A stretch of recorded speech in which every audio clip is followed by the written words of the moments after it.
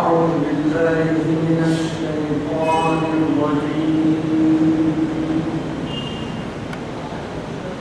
بسم الله الرحمن الرحيم.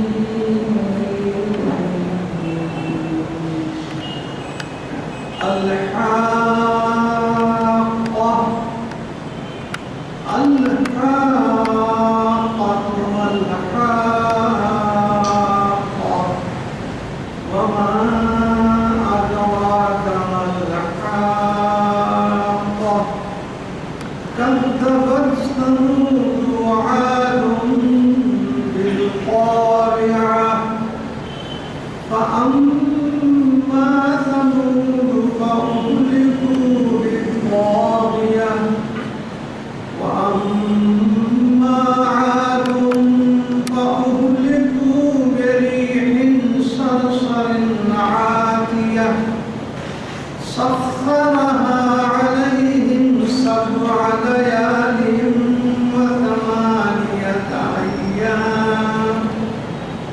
وثمانية أيام حسوما فترى القوم فيها صرعى كأنهم أعجاز نخل خاوية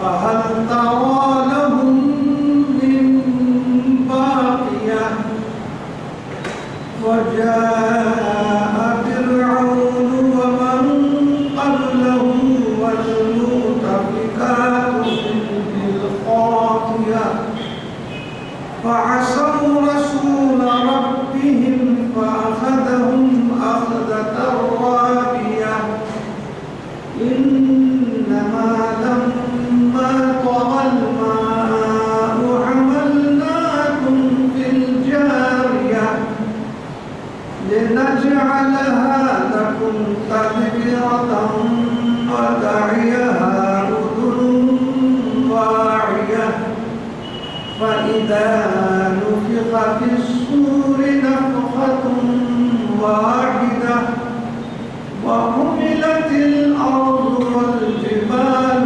فدكتا دكة واحدة فيومئذ وقعت الواقعة وانشقت السماء فهي يومئذ واهية صدق الله مولانا العظيم وبلغنا رسوله النبي الكريم.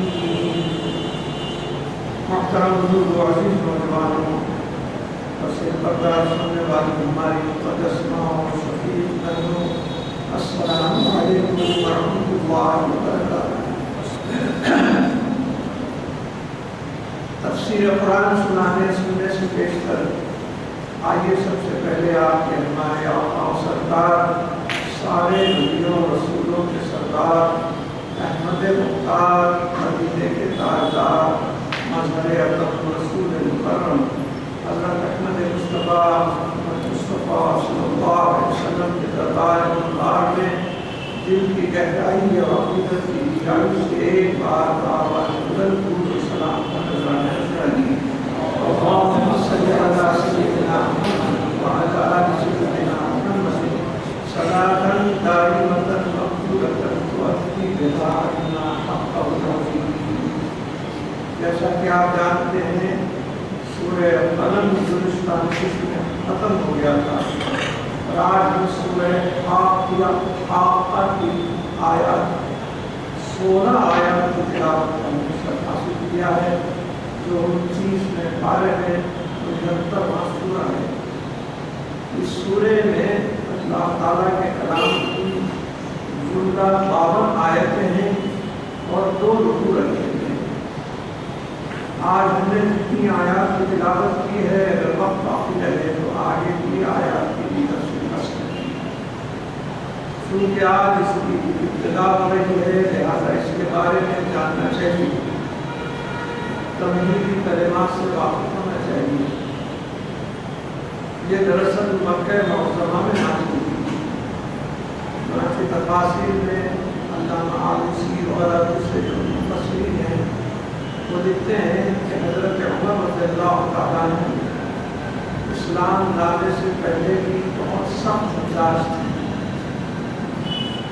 مسلمانوں کے سخت مخالف تھے، اور یہ اللہ تعالیٰ کا کرم کہ جب اسلام قبول کر کے تو وہ سختی جو مسلمانوں کے خلاف تھی آپ کی یہ سختی کافروں کے خلاف بدل گئی، اور اس کے بعد ہر کوئی آپ کے صرف نام سے ڈر جاتا ہے، اور آج بھی حضرت عمر بن خطاب رضی اللہ تعالیٰ عنہ کا نام سنتے ہی شیطان مان جاتا ہے۔ تو حضرت کا یہ عالم تھا، اسلام لانے سے پیشتر ایک واقعہ بیان کیا مفسرین نے کہ ایک روز جب وہ دیکھے کہ لوگ بڑا مسلمان ہوئے اور حضور صلی اللہ علیہ وسلم سے محبت کا اظہار کر رہے ہیں، تو آپ نے تہیہ کیا کہ آج میں جاؤں گا ان سے ایسی گفتگو کروں گا کہ ان کی دل کو اذیت پہنچے، درد ہو، ان کو تکلیف ہو۔ اس طرح آپ نے ارادہ کیا، لیکن جب آپ پہنچے تو دیکھے کہ حضور سرور کائنات صلی اللہ علیہ وسلم اپنے حجرے مبارک میں نہیں بلکہ حرم شریف میں داخل ہو چکے۔ تو یہ حرم میں داخل ہوئے اور سرکار عالم صلی اللہ علیہ وسلم کو دیکھا کہ آپ نماز پڑھ رہے ہیں اور اللہ کے کلام کی تلاوت کر رہے ہیں۔ یہ معلوم ہے اور یہ دیکھنا چاہتے تھے کہ حضور کیا پڑھ رہے ہیں۔ سرکار عالم صلی اللہ علیہ وسلم صاحب قرآن اور قرآن پڑھ رہے ہیں تو کیا مطالعہ ہوگا، اس کا کیا اثر ہوگا، کیا اس کی تاثیر ہوگی۔ تو جس وقت حضور تلاوت کر رہے تھے تو یہی سورہ الحاق، یہ سورہ حاقہ کی تلاوت فرما رہے تھے، اور اس میں کچھ ایسی باتوں کی طرف توجہ دلائی جا رہی تھی اللہ تعالیٰ کی طرف سے کہ یہ ایک دم پریشان ہو گئے۔ مثال کے طور پر جب حضور صلی اللہ علیہ وسلم یہ آیت شریفہ تلاوت فرما رہے تھے، وَمَا هُوَ بِقَوْلِ شَاعِرٍ قَلِيلًا مَا تُؤْمِنُونَ، تو اس وقت حضرت عمر قرآن کی آیات سن کر دل میں کہہ رہے تھے یہ تو شاعری معلوم ہو رہی ہے، اس میں قافیے لگے ہوئے ہیں، وزن میں وزن ملا ہوا ہے، لہٰذا یہ شاعر ہوں گے۔ لیکن اس کے فوری بعد حضور نے جو اس سورہ کی آیت پڑھی وہ تھی وَمَا هُوَ بِقَوْلِ شَاعِرٍ قَلِيلًا مَا تُؤْمِنُونَ، یہ کلام ہرگز شاعر کا نہیں، یہ کسی شاعر کا قول نہیں ہے، بلکہ تم انتہائی ایمان میں کمی کرتے ہو، اس لیے تمہیں سمجھ میں آ رہا ہے یہ شاعری۔ انہوں نے خیال کیا کہ دل میں جو سوچا اس کا جواب حضور نے دے دیا۔ میں سوچ کر دل میں کہہ رہا تھا کہ یہ تو شاعری معلوم ہو رہی ہے، لیکن جواب اللہ کے کلام میں دیا جا رہا ہے یہ ہرگز شاعر نہیں۔ دل میں سوچنے لگے یہ تو کوئی کاہن معلوم ہوتے ہیں، نجومی معلوم ہوتے ہیں، دوسروں کے دلوں کا حال معلوم کر لیتے ہیں۔ جب یہ خیال ان کے دل میں گزرا تو اللہ تعالیٰ کی یہ آیت سرکار نے تلاوت فرمائی وَلَا بِقَوْلِ كَاهِنٍ قَلِيلًا مَا تَذَكَّرُونَ، یہ کلام کسی کاہن کا نہیں ہے، کسی نجومی کا نہیں ہے، تم اس کے اوپر غور کم کرتے ہو۔ یعنی حضور صلی اللہ علیہ وسلم جو بھی کلام پڑھ رہے ہیں نہ شاعر کی شاعری ہے نہ کاہن کی پیشگوئی ہے، بلکہ یہ اللہ تعالیٰ کا عالم الغیب والشہادہ کا کلام ہے، ان کو اسی وقت جواب دی ہے۔ جن میں کچھ اسلام کی جو چنگاریاں تھیں وہ سمجھنے لگی، اسلام کے بارے میں ان کو دل میں محبت پیدا ہو۔ اس کے چند دنوں بعد پھر آپ نے دیکھا کہ لوگ تھوڑا مسلمان ہوتے جا رہے ہیں۔ خصوصاً آپ کی ایک بانی تھی جس کا نام حسینہ تھا، وہ بھی مسلمان ہو گئی۔ گھر میں آپ نے اس سے اصرار کے ساتھ کہا کہ یہ ہمارا دین نہیں ہے، اس کو چھوڑ دو، اسلام سے فتح تعارف کر لو۔ لیکن اسلام کا نشہ جس کے دل میں داخل ہو جاتا ہے تو بھلا ایسی ویسی واقعے سے کہاں پر نکلتا ہے۔ بی بی حسینہ کو حضرت عمر نے مارنا شروع کر دیا، اتنا مارا کہ وہ زخمی ہونے کے قریب ہو گئی۔ لیکن اس نے کہا کہ آپ مجھے کتنا بھی مار دیجیے لیکن اسلام کی جو شراب میں نے پی ہے اس کا پیشاب کرنے والا نہیں ہے، میں مر بھی جاؤں مگر زبان سے لا الہ الا اللہ محمد رسول اللہ یہ کہنا کبھی ختم نہیں ہوگا۔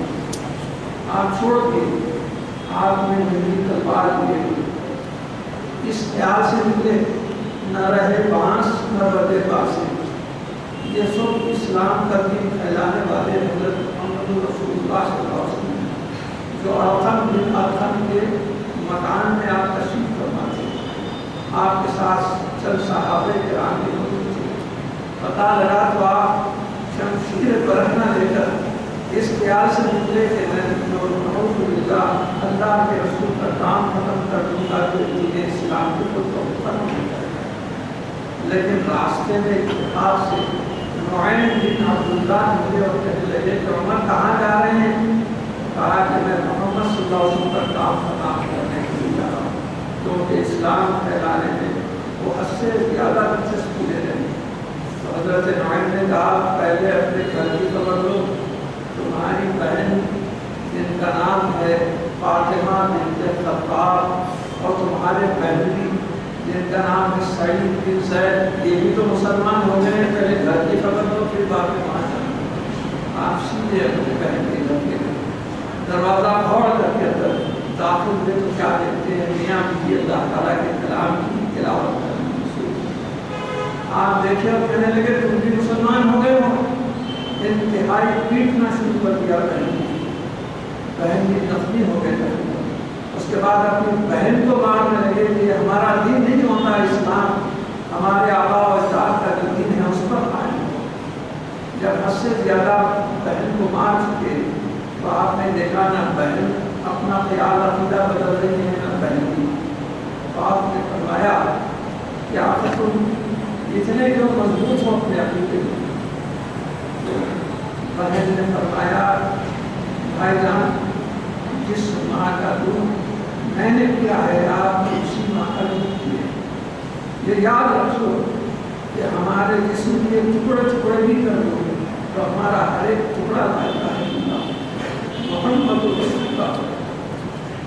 آپ کو سمجھ نہیں آیا کہ اسلام میں ایسی کیا کوشش ہے، کیا دلچسپی ہے کہ لوگ اپنی جان کو بھی قربان کرنے کے لیے تیار ہیں۔ آپ نے کہا تو کیا پروڈکٹ ہے بتاؤ؟ تو بیوی نے فرمایا کہ یہ اللہ کا پاکیزہ کلام ہے، اس کو تم غیر مسلم اس ہاتھ بھی نہیں لگا سکتے، لا یمسہ الا المطہرون، کہ تو مسلمان بھی اس کو ہاتھ لگانا ہے تو پہلے باوضو ہو کر طہارت کے بعد لگاتا ہے، تم تو کافر ہو، تم اس کو ہاتھ نہیں لگا سکتے۔ دور سے انہوں نے پڑھ دیا۔ ایک روایت میں ہے کہ سورہ طٰہٰ کی پہلی آیت اور ایک دوسری خلق السماوات والارض کی ایک آیت ان کے دل میں جو چنگاریاں روشن ہو رہی تھیں وہ شعلے میں تبدیل ہوئی اور سیدھے وہاں سے نکلے حضور صلی اللہ علیہ وسلم ارقم بن ارقم کے مکان میں چند صحابہ کے ساتھ جہاں پر موجود تھے وہاں پر پہنچے۔ لوگ دور سے ہی دروازہ بند تھا، دروازے میں سے دیکھ کر آپس میں کہنے لگے دیکھو عمر شمشیر کو کف آ رہا ہے، تلوار ننگی ہاتھ میں لیے ہوئے آ رہا ہے۔ حضرت حمزہ سرکار کے چچا وہاں پر موجود تھے۔ آپ نے فرمایا اگر شمشیر کو کف ہوا تو کیا آنے دو، اگر اچھے ارادے سے آ رہا ہے تو اس کا استقبال، نہیں اگر کسی دوسری نیت سے آ رہا ہے تو اسی کے ہاتھ کی تلوار لے کر اسی کے سر کو کاٹ دو۔ حضور نے بھی فرمایا دروازہ کھول۔ سرکار نے دعا فرمائی تھی، ابو جہل کا بھی نام عمر اور عمر بن خطاب کا بھی نام عمر، یہ دونوں اپنے لحاظ سے بڑے ہی طاقتور قریش کے سردار تھے۔ آپ نے اللہ تعالیٰ سے دعا فرمائی کہ رب العالمین ان دونوں عمروں میں سے کسی ایک عمر کو اسلام سے مشرف کروا دے اور میرے دین میں طاقت عطا فرما۔ آپ کی دعا قبول ہوئی۔ حضرت فاروق اعظم رضی اللہ تعالیٰ عنہ کے دل میں انقلاب پیدا ہوا۔ دروازہ کھولنے کے لیے حضور نے ہدایت دی تو دروازہ کھل گیا۔ حضور نے خود دریافت کیا عمر کس ارادے سے آئے؟ آپ کو اس ارادے سے آئے تھے کہ سرکار کا سر طلب کریں، مگر جو اس نیت سے آیا تھا کہ حضور کا سر قلم کرے انہیں کے خطبوں پہ سب رکھ کر کلمہ پڑھنا. اتنی زور سے لا الہ الا اللہ محمد رسول اللہ تھا، جتنے وہاں صحابہ تھے وہ سب کے سب کی زور سے پکار کر کلمہ شریف کر رہے تھے. یہاں تک کہ روایت ہے کہ حرم شریف میں جو لوگ موجود تھے ان کو بھی ان سب کے اجتماعی طور پر کلمہ زور سے پڑھنے کی آواز آئی. تو یہ واقعہ لکھ کر مفسرین کہتے ہیں یہ واقعہ چونکہ مکہ معظمہ میں واقع ہوا ہے اور یہ حضرت عمر فاروق رضی اللہ تعالیٰ عنہ سے منسوب ہے، لہذا اس سورہ کی جتنی بھی آیات ہیں وہ مکی ہیں، مدنی اس میں کوئی آیت موجود نہیں. جملہ 52 آیتیں اس میں موجود ہیں.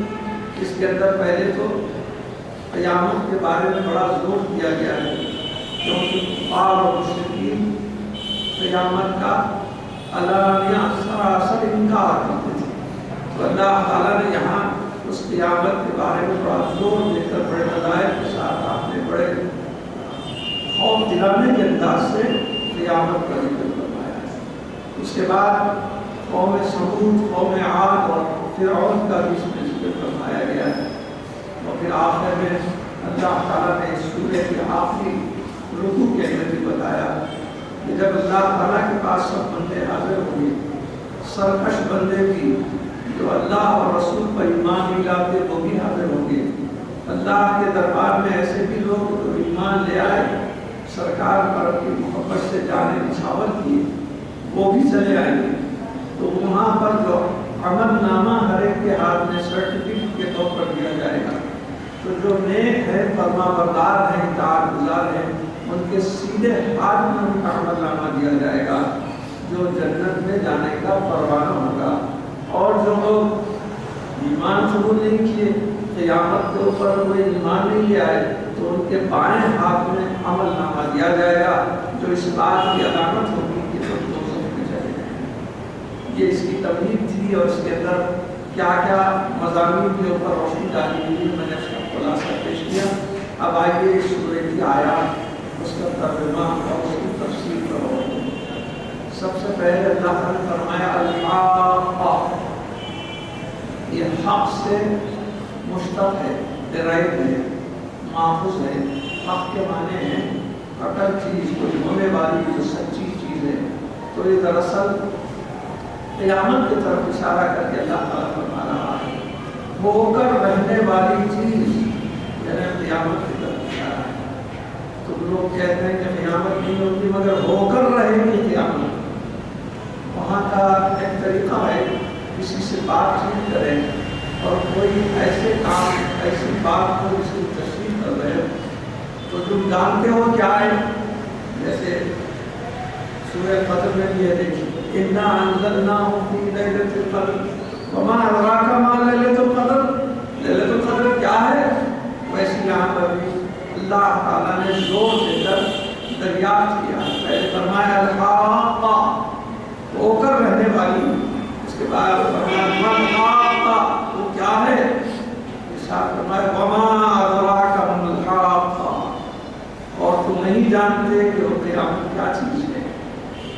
اس کے بارے میں آگے کے لوگ جو مختلف قوموں کے تھے وہ بھی قیامت پر یقین نہیں کرتے تھے کہ ان کا حشر کیا ہوا. اس کا ذکر، اس کا اشارہ ہے ہمارا اللہ تعالیٰ. کذبت ثمود وعاد بالقاریہ. کذبت مانے جھٹلائے. ثمود ایک قوم کا نام ہے اور عاد بھی ایک قوم کا نام ہے. اس کے بارے میں پیچھے آپ پڑھ چکے ہیں.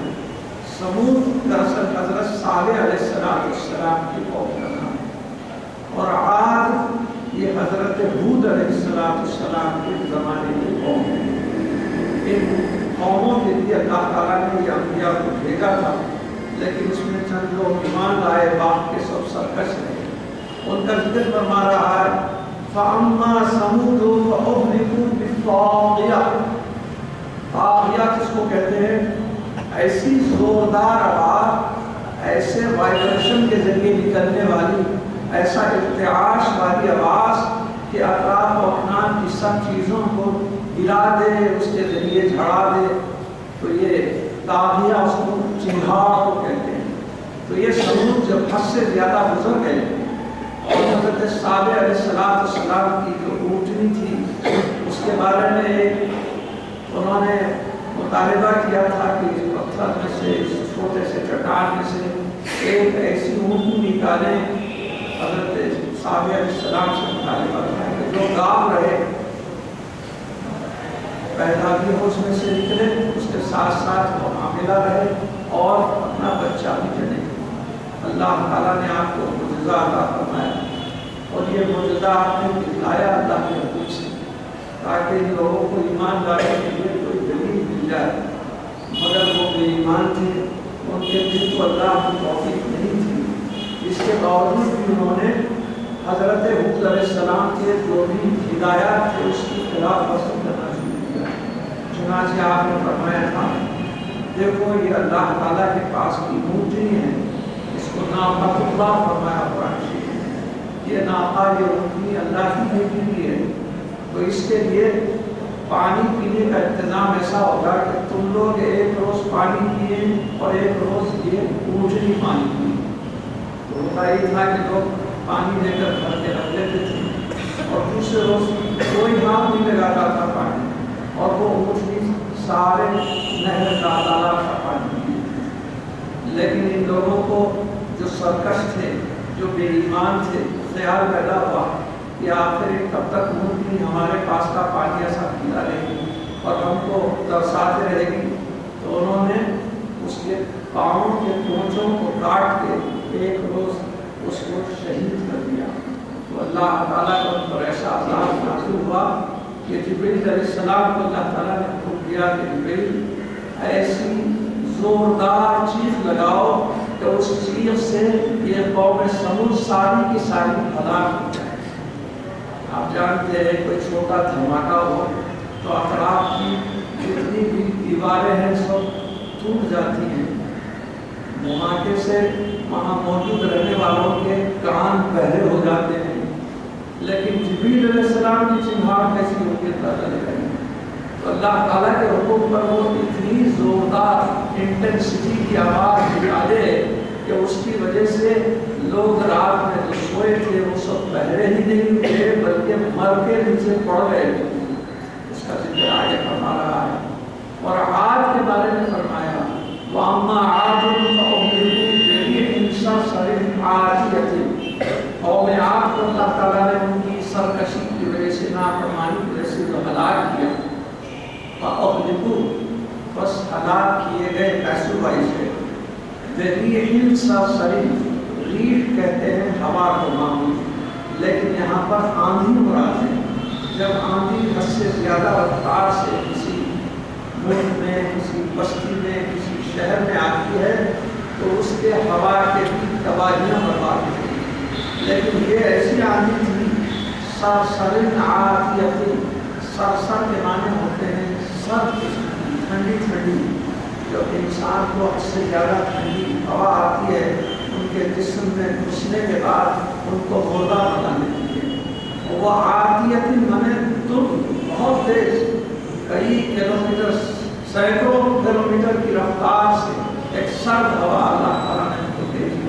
تو قوم عاد کا یہ حال ہے کہ وہ دونوں اللہ تعالیٰ کے حکم سے قوم تباہ ہو گئی, برباد ہو گئی. سخرها علیہم 7 لیال و 8 ایام.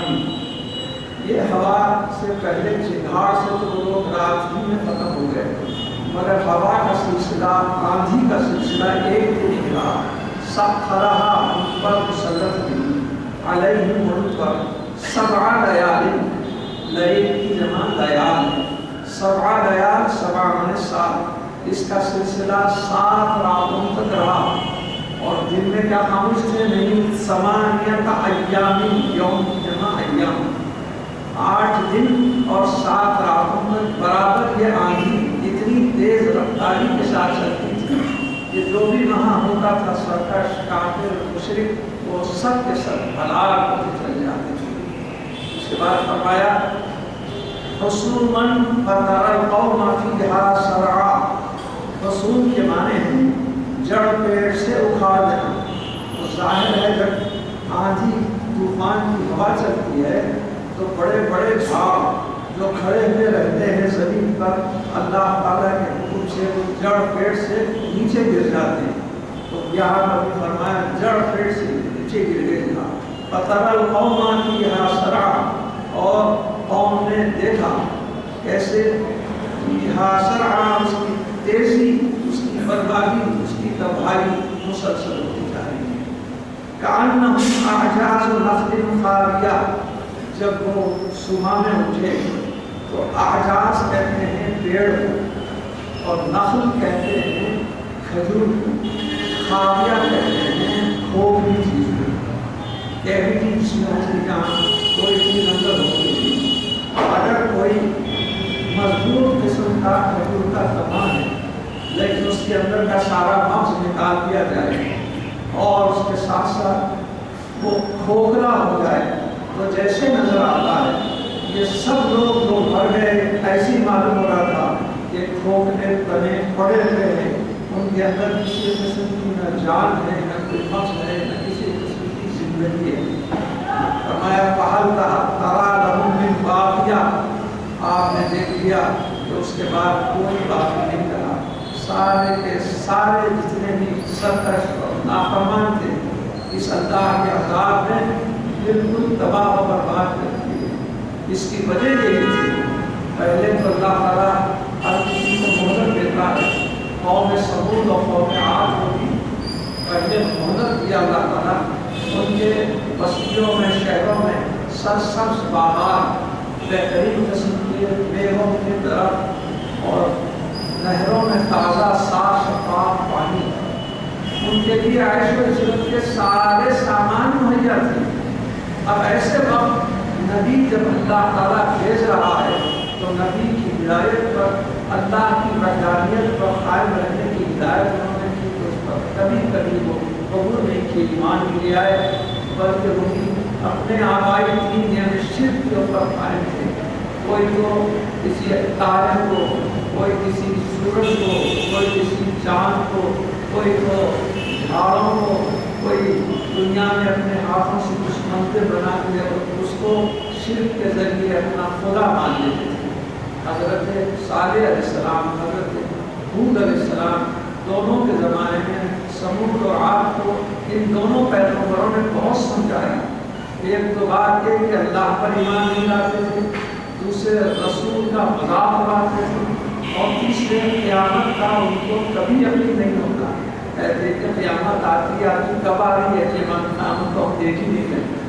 یہ تمام بے ایمانیوں کا، سرکشیوں کا یہ نتیجہ ہوا کہ اللہ تعالیٰ نے ان سب کو اپنے عذاب کا نوالا بنا دیا اور جتنے بھی تھے سرکش و تباہ برباد ہو گئے.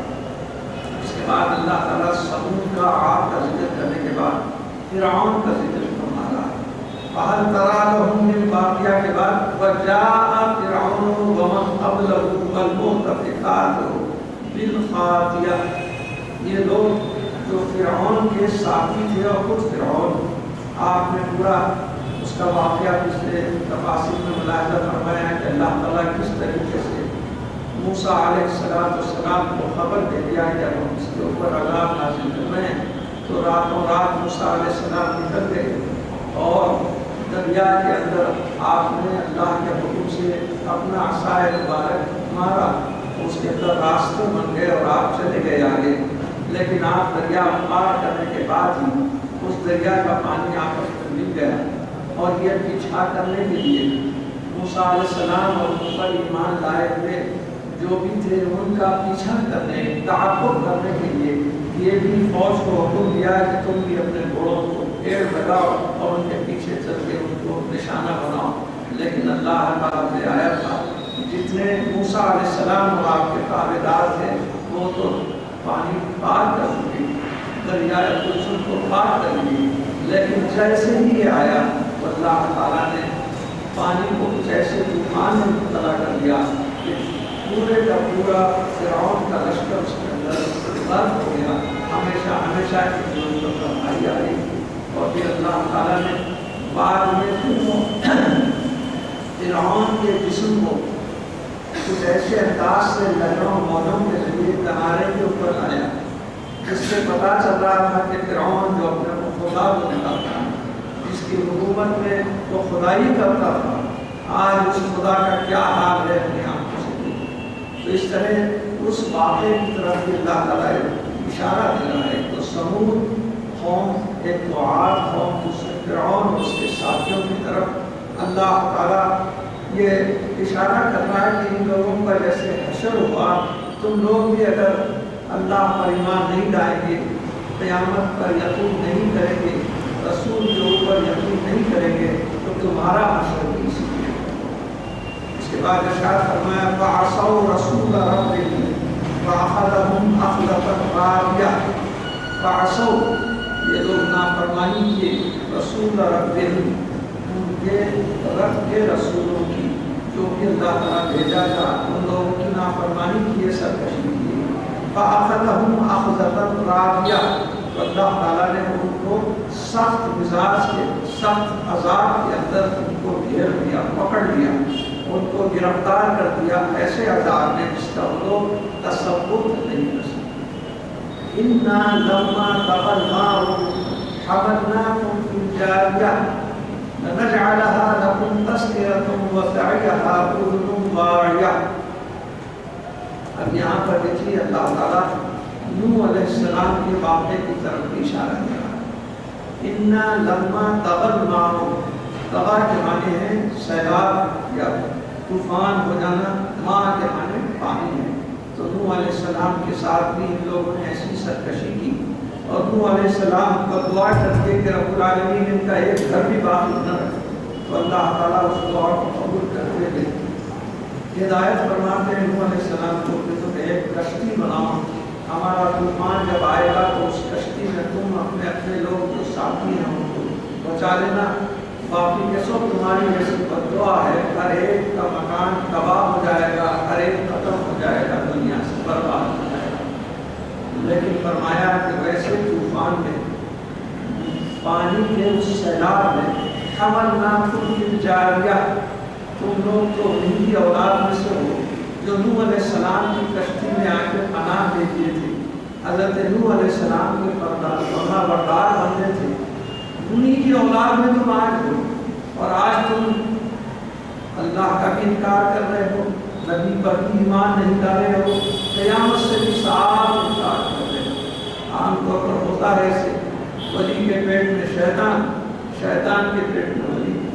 ہمارے ہندوستان میں ہم جانتے ہیں کفرستان تھا، لیکن اللہ تعالیٰ نے اپنے انبیاء کو اس وقت جیسا بھیجتا تھا ویسے ہی ہندوستان کی سرزمین کے لیے بھی حضرت خواجہ غریب نواز رحمۃ اللہ علیہ کو اللہ کا ولی بنا کر خود ہند بنا کر بھیجا، اور یہاں پر لوگ ایمان والے نہیں تھے، صرف آپ کے صدقے میں، آپ کی روحانی طاقت سے لوگوں میں ہزاروں کی تعداد میں مسلمان بن چکے۔ تو آج کل بعض لوگ جب غریب نواز رحمۃ اللہ علیہ پر طرح طرح کے اعتراضات کرتے ہیں تو میں کہا کرتا ہوں اپنے بیانات میں، دیکھو تمہارے ماں باپ، تمہارے آبا و اجداد تو نہ اللہ کو جانتے تھے نہ رسول کو جانتے تھے، یہ تو صدقہ ہے غریب نواز رحمۃ اللہ علیہ کا کہ وہ لا الہ الا اللہ محمد رسول اللہ بولے، اور انہی کی نسل میں سے تم ہو، تو تم اتنی ناشکری کر رہے ہو، ناقدری کر رہے ہو کہ غریب نواز کا شکریہ ادا کرنے یا ان کا احسان قبول کرنے کے بجائے احسان فراموشی کرتے ہو۔ تو لوگ مانتے نہیں غریب نواز رحمۃ اللہ علیہ، حالانکہ انہی کے تو پہلے میں ہندوستان کی سرزمین کے دھرتی پہ اللہ کا دین آیا، اسلام کے انوار پھیلے اور تجلیات سینے سے۔ اس کے بعد ارشاد فرماتا اللہ تعالیٰ نے نَجْعَلَهَا لَكُمْ تَذْكِرَةً، تم کو ہم نے نوح علیہ السلام کی کشتی میں سے جو بچے نجات پائے ان لوگوں کی نسل میں سے بنایا، اور تم کو باقی اس لیے رکھا کہ اس کا تذکرہ کریں، اس کا احسان جو اللہ تعالیٰ نے فرمایا ہے اس کی یادگار بنائیں، ہر ایک کے سامنے بولیں، وَتَعِيَهَا أُذُنٌ وَاعِيَةٌ، اور جو کچھ بھی اللہ تعالیٰ نے حکم دیا ہے اس کی اشاعت کریں۔ فَإِذَا نُفِخَ فِي الصُّورِ نَفْخَةٌ وَاحِدَةٌ، اب اللہ تعالیٰ قیامت کا نقشہ کھینچ رہا ہے۔ آپ جانتے ہیں کہ اسرافیل علیہ السلام کو سور پھوٹنے کا حکم دیا جائے گا۔ فَإِذَا نُفِخَ، نفخہ کے معنی ہے پھوٹنا، मुफिका उसकी पैसोबाई है।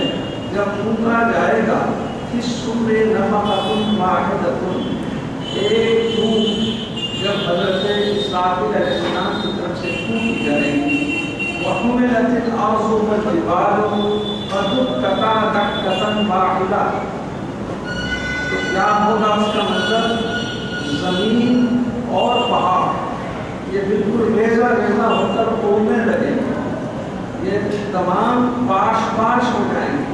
अल्लाह ताला के इस बनाए हुए कायनात में ज़मीन भी है, इस पर आप हम सब रहते हैं, और ये ज़मीन पैदा की गई, जुम्बिश करने लगी, हरकत करने लगी, तो अल्लाह ताला ने पहाड़ों का वज़न उसके ऊपर पैदा करने लगी।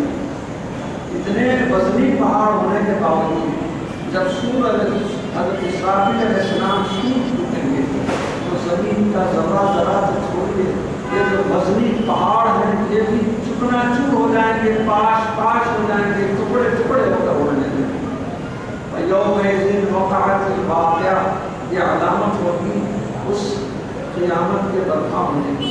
वो वाक़िआ, वो हादिसा, वो सानेहा क़यामत का है, ये उसी की ये इब्तिदा होगी। वंशक़्क़तिस समाउ वहिय यौमइज़िन वाहिया, और इन शक्का शक होने के माने हैं बिल्कुल क्रैक हो जाना या फूट जाना, तलक जाना, उसको शक होना चाहिए। वंशक़्क़तिस समाउ, और आसमान जो आपका हमारा एक यूँ समझिए शामियाना बना हुआ है, आजकल शामियाना बना हुआ है, लेकिन जब क़यामत आएगी तो इसके अंदर भी दरार पैदा हो जाएगी, इसके अंदर भी तड़प पैदा हो जाएगी, और जो जो दिन चाँद है, तारे हैं, सूरज के तमाम आसमान में, तो अल्लाह फरमा रहा है वहिया यौमइज़िन वाहिया, तो उस दिन वो बोधे हो जाएंगी। बोधे का मतलब है अल्लाह ताला ने हर एक के अंदर एक कशिश अता फरमाई। यही वजह है कि चाँद एक खास ऑर्बिट के ऊपर घूमता है, बल्कि आजकल इंसान अपने सैटेलाइट भी भेज रहा है तो वो भी रास्ते पर कशिश की वजह से गोल गोल फिर रहा है। लेकिन जब अल्लाह ताला उसको क़यामत में गोला बना देगा, माने ये है कि उसकी कशिश को ख़त्म कर देगा, ऐसी सूरत में जितने तारे हैं आपस में तसादुम हो जाएगा, चाँद और सूरज का तसादुम हो जाएगा, आसमान बिल्कुल टुकड़े टुकड़े हो जाएगा। उसके बाद फरमाया वल मलकु अला अर्जाइहा, ये तमाम कायनात को बनाने के बाद अल्लाह ताला ने ज़मीन और आसमान पर जगह जगह फरिश्तों को डिप्यूट फरमाया, उनके कुछ ड्यूटीज रहकर हर जगह फरिश्तों को अल्लाह ताला ने पैदा फरमाया। ज़मीन पर भी बेहिसाब फरिश्ते हैं, आसमान पर भी। लेकिन जब क़यामत का ये मंजर होगा, ये खौफनाक मंजर होगा, तो सारे फरिश्ते थककर किनारे में खड़े हो जाएंगे, कायनात के बिल्कुल किनारे के ऊपर आके सब बंदी करके खड़े हो जाएंगे, क्योंकि ये मंजर उन्होंने अब तक आज तक नहीं देखा। उसके बाद इरशाद हो रहा है वयहमिलु अर्श रब्बिका फौकहुम यौमइज़िन समानिया, और अर्श मुअल्ला अल्लाह ताला का जो है उसको सिर्फ 8 फरिश्ते उठाकर खड़े रहेंगे। बाकी के जितने फरिश्ते हैं सब कायनात के कोने पर आ जाएंगे सारे पर, और सब बंदी करके बिल्कुल रोज में खड़े हो जाएंगे, बीच में अपने को आने नहीं देंगे, क्योंकि ये बर्बादी का मंजर है, कहीं बर्बाद ना हो जाए। लेकिन अर्श मुअल्ला ये 8 फरिश्ते उसको उठाए रहते, उसको अपने तहम्मुल के साथ उसको उठाए हुए अर्श मुअल्ला को खड़े रहेंगे। उसको बाकी सब फरिश्ते सब बंदी करके किनारे पर आ जाएंगे। अब बाद लोग अर्श मुअल्ला के बारे में समझते हैं कि रब्बुल आलमीन अर्श पर ऐसे बैठा हुआ है जैसे बार तख्त के ऊपर बैठते हैं। ऐसा ख्याल गलत है, इस वजह से कि अल्लाह ताला जिस्म से, सिमत से, किसी मकाम से, किसी मकान से, किसी ज़माने से बिल्कुल आज़ाद, न उसके जिस्मानी आज़ा हैं जो कहीं बैठ कर अपने को किसी शक्ल में बिठाए, या उसकी वो जो तजल्लियात हैं वो सब अल्लाह ताला की किसी एक जगह मौजूद नहीं है। वैसे बल्कि जिस तरह कोई बादशाह अपने तख्त पर तो बैठता है, लेकिन उसके کی حکمرانی پورے شہر میں ملک میں ہوتی ہے، ویسی یہ عرش اللہ اللہ تعالیٰ کے انوار و تجلیات کا مرکز ہے، لیکن وہاں پر اللہ کا نہ جسم ہے نہ اللہ کی کوئی شکل ہے، بلکہ وہ ایک ہیڈ کوارٹر ہے اللہ تعالیٰ کے احکام جاری ہونے کا، اس کو عرش اللہ کہا گیا ہے۔ اس وجہ سے اللہ تعالیٰ نے فرمایا کہ 8 فرشتے اس کو اٹھائے ہوئے رہیں گے، یومئذ تعرضون لا تخفی منکم خافیہ، اور تمہارے دلوں کے جو پوشیدہ راز ہوں گے وہ بھی بیان کیے جائیں گے۔ فَأَمَّا مَنْ أُوتِیَ کِتَابَهُ بِیَمِینِهِ فَیَقُولُ هَاؤُمُ اقْرَءُوا کِتَابِیَہ فَأَمَّا مَنْ أُوتِیَ کِتَابَهُ بِیَمِینِهِ، اس روز سیدھے ہاتھ میں جس کا عمل نامہ دیا جائے گا، یہ لوگ دیکھتے ہی بڑے خوش ہو جائیں گے، مسرت سے کہیں گے دیکھو تو صحیح اس میں کیا ہے۔ انی ظننت انی ملاق حسابیہ، میں جیسے خیال کرتا تھا کہ اللہ تعالیٰ مجھ پر کرم فرمایا اور میرا حساب کتاب فرما دیا، اور آج مجھے سیدھے ہاتھ میں جو یہ عمل نامہ دیا ہے وہ اس بات کی دلیل ہے کہ مجھے جنت میں جانے کا پروانہ دے دیا ہے۔ فَهُوَ فِي عِیشَةٍ رَاضِیَةٍ، اور وہ اللہ تعالیٰ کے ہر حکم سے اور وہاں کی زندگی سے بالکل راضی ہے۔ فِی جَنَّةٍ عَالِیَةٍ، اور اس کے لیے باغ، جنت تو دوزخ کے مطابق جنت ہے، لیکن جنت کے معنی باغ کے ہوتے ہیں، تو وہاں پر جنت عالیہ میں اس کو مقام دیا جائے گا۔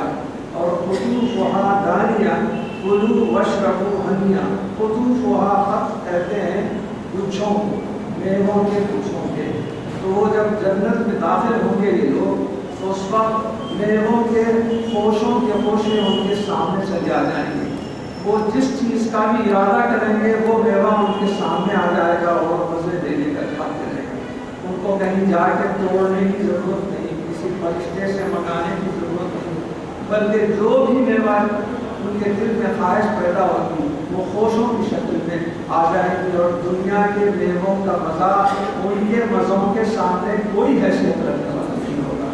اس کے بعد فرمایا کلوا واشربوا ہنیٰ بما اسلفتم فی الایام الخالیہ، اللہ تعالیٰ فرمائے گا اب جو میں نعمتیں تم کو دیا ہوں، کلو کھاؤ، واشربوا اور جو شربتیں ہیں پیو، ہنیًا بڑے مزے لیتے تھے، مزے اڑاتے تھے، بما اسلفتم تم نے پہلے جو بھی عمل کیا تھا، پھر ایام ان دنوں میں جو بھی تم نے عمل نہیں کیا تھا وہ ان ایام کا تمہیں یہاں بدلہ دیا جا رہا ہے۔ وَأَمَّا مَنْ أُوتِیَ کِتَابَهُ بِشِمَالِهِ، لیکن وہ لوگ جن کے ہاتھوں میں سیدھے ہاتھ میں نہیں بلکہ بائیں ہاتھ میں ان کا عمل نامہ دیا جائے گا، فَيَقُولُ يَا لَيْتَنِی، وہ شخص عمل نامہ لیتے ہی کہے گا ارے کاش لم اوتا کتابیہ، یہ میرے ہاتھ میں عمل نامہ نہ آتا تو بہتر تھا، کیونکہ اس میں اس کی تمام بایوگرافی لکھی ہوئی ہوگی، اس کو دوزخ میں جانے کے لیے ایک پروانہ ملے گا۔ وَلَمْ أَدْرِ مَا حِسَابِیَہ، میں نہیں جاننا چاہتا تھا کہ اس میں کیا حساب کتاب لکھا ہوا۔ یا لیتہا کانت القاضیہ، کاش کہ مجھے موت ہی آ جاتی تھی، موت تو دنیا میں آنے والی ہے مگر وہاں کی موت کہاں ہے؟ جب دوزخ میں گئے تو ہمیشہ کے لیے دوزخ میں، جنت میں گئے تو ہمیشہ کے لیے جنت میں رہنا، تو اگر یہ آ کے میرا یہ سب میرا حصول چکا دیتی اگر موت تو کیا اچھا ہوتا۔ ماں اغنا عنی مالیہ، دنیا میں جو کچھ بھی مال میں نے جمع کیا تھا وہ میرے کام نہیں آ سکا۔ حلق عنی سلطانیہ، میری جو سلطنت تھی، عیش و عشرت کی زندگی تھی، سب کی سب میرے سے دور ہو کر وہ فنا ہو گئی۔ خذوہ فغلوہ، اللہ تعالیٰ فرمائے گا اے فرشتوں پکڑو اس کو، گرفتار کرو، فغلوہ، غلو کے معنی گردن کے اندر کچھ بیڑا ڈالنا، کوئی گردن کے اندر کوئی چیز تنگ کر کے ڈالنا، اس کو غلو کہتے ہیں، غلو کہتے ہیں۔ ثم الجحیم صلوہ، اور اس کو ایسی زنجیر ڈالو ایسا گلے میں کہ اس کو کھینچتے ہوئے جحیم، جحیم کو دوزخ اور جحیم کہتے ہیں، اس کو دوزخ تک کھینچ کے لے کے چلے جاؤ۔ ثم فی سلسلۃ ذرعها 70 ذراعا فاسلکوہ، یہ سلسلہ مانے زنجیر، یہ زنجیر ایسی ہوگی، اس کا کتنا طول ہوگا، لمبائی کتنی ہوگی، 70 ذراعاً، وہ 70 گز لمبی اس کی زنجیر ہوگی، اس کو کھینچتے ہوئے پسلو کو کھینچ کے اس کو جھونک دو جہنم کے اندر، اس کو فوری دوزخ کے اندر دھکل دو، فرشتوں کو اللہ کا حکم ہوگا، انہ کان لا یؤمن باللہ العظیم، کیونکہ یہ وہی شخص ہے کہ جو اللہ تعالیٰ عظمت والے اللہ پر ایمان ہی نہیں لے آیا، ولا یحض علی طعام المسکین، اور اس کا یہ عالم تھا کوئی غریب مسکین مستحق ہوتا ہے تو اس کو طعام دینے، کھانا کھلانے، پیٹ میں کھلانے کے لیے ترغیب نہیں دیتا تھا، بلکہ الٹے کوئی دیتا تو اس کو روک دیتا تھا، فلیس لہ الیوم ہاہنا حمیم،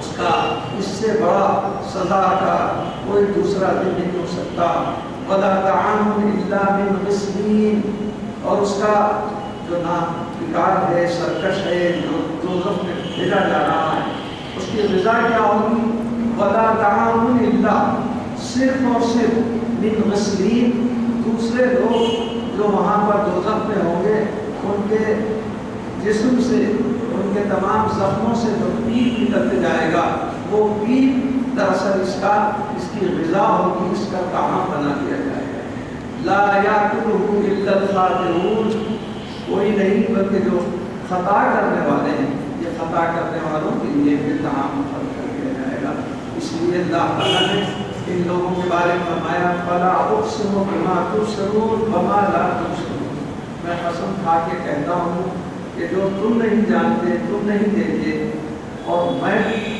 ما لا تبصرون، جو تم نہیں دیکھتے میں وہ سب کو دیکھتا ہوں، میں عالم الغیب والشہادہ، یہ عالم ایک ہو گیا ہے آج پر اپنی تفسیر۔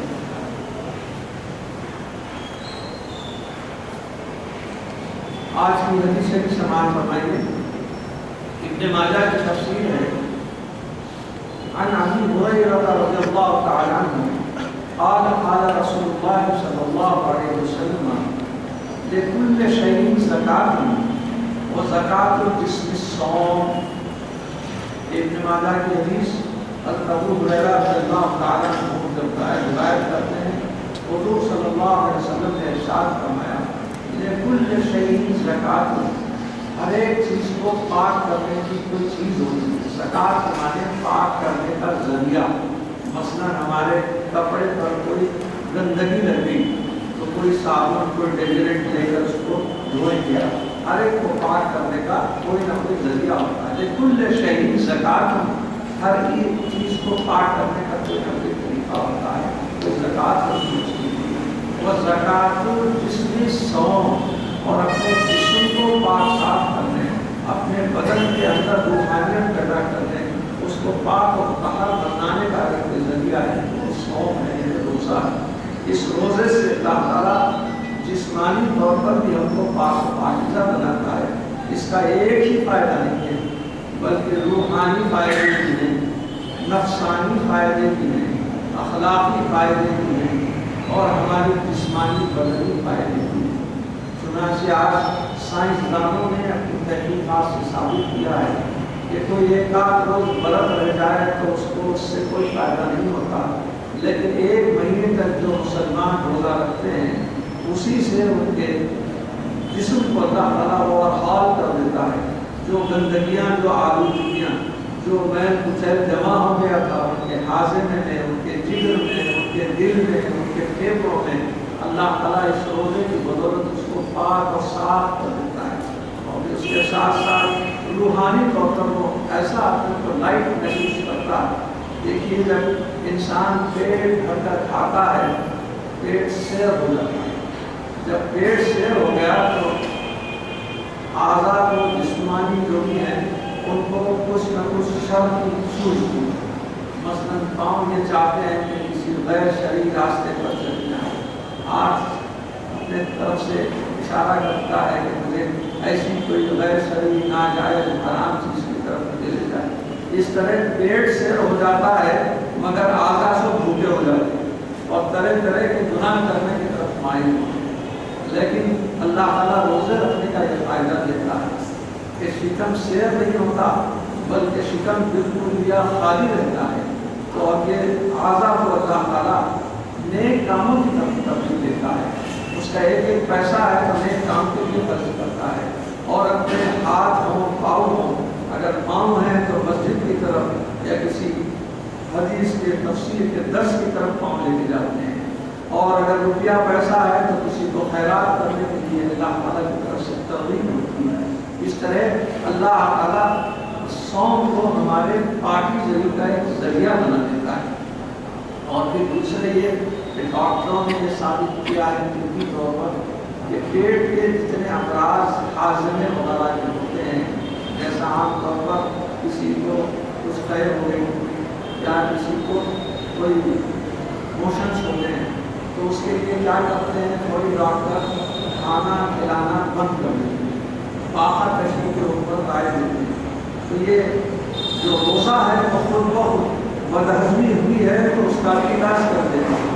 اگر کسی قسم کے خیر وغیرہ کی عادت ہو رہی ہے یا اوپر سے کسی قسم کی گندگی ہے، اس کا بھی اللہ تعالیٰ بندوبست کرتا ہے. اس لیے فرمایا کل شیء زکات، اور زکات جسم میں صوم، اللہ تعالیٰ نے جسم کی زکات یہ صوم کو بنا دیا ہے کہ اس سے ہر قسم کی پاکیزگی، بلکہ انسان جب روزہ رکھتا ہے تو اس کے خیالات میں افکار میں بھی پاکیزگی آ جاتی ہے، اس کے تمام شیطانی خیالات دور کیے جاتے ہیں. اور اللہ تعالیٰ نے اس کی مدد کے لیے، ہماری امداد کے لیے پہلے سے ایک ایسا بندوبست کر دیا ہے کہ پہلی رمضان آتے ہی جتنے بھی شیطان ہیں ان کو گرفتار کر کے اللہ تعالیٰ بند میں رکھ دیتا ہے، تاکہ میرے نیک بندوں کو جو عبادت کرتے ہیں تو بہکائے نہیں، گمراہ نہ کرے، بلکہ ان کی عبادت کو خلل آنے لگتا ہے. لہٰذا یہ طہارت ایسی چیز ہے کہ جو اسلام میں ہر طرح کی طہارت ہوتی ہے.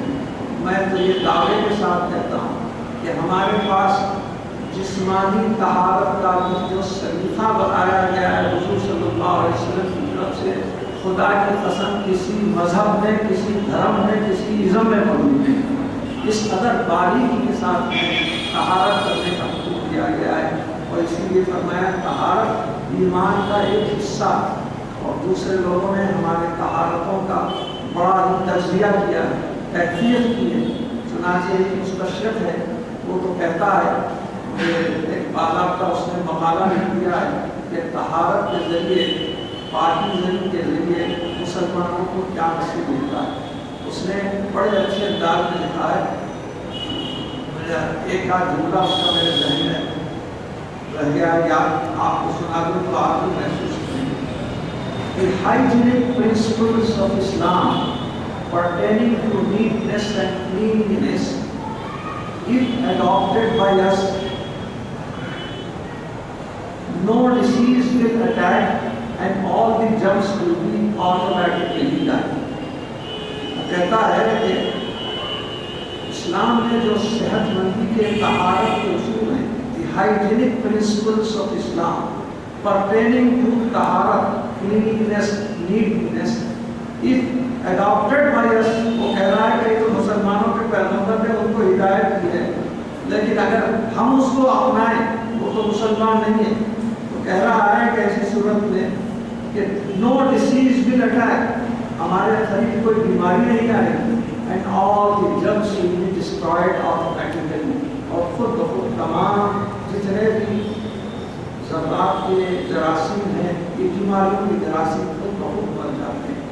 بلکہ آپ کو ایک اور ایک تحقیق جو غیر مسلم نے کی ہے آپ کے سامنے پیش کروں تو ہمارے اسلام میں کتنی خوبیاں ہیں آپ کو اندازہ ہو جائے گا، اور سرکار دو عالم صلی اللہ علیہ وسلم کی سنتوں پر عمل کرنے کے کیا فوائد ہیں، کیا محاسن ہیں، اس کا بھی اندازہ ہو جائے گا. آج کل مختلف قسم کے کینسرس ہو رہے ہیں، کسی کو حلق کا کینسر، کسی کو لب کا کینسر، کسی کو سینے کا کینسر، کسی کو گردے کا، ایسے مختلف کینسر.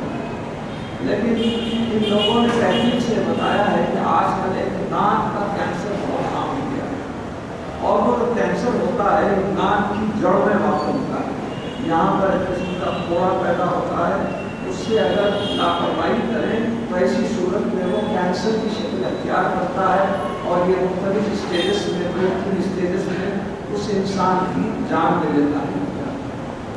انہوں نے جیسا کہ ڈاکٹروں کا طریقہ ہے کہ آخر اس کے اسباب کیا ہیں، کیوں ہوتا ہے اس میں، تو مختلف طریقے سے انہوں نے اس کی تحقیق کی اور تحقیق بھی کی تو ان کے پروفیسر نے مذہب والی تحقیق کی۔ عیسائیوں کے اندر یہ کتنا فیصد ہوتا ہے، غیر مسلموں میں کتنا ہوتا ہے، یہودیوں میں یہ کینسر کتنا ہوتا ہے، مسلمانوں میں کتنا ہوتا ہے۔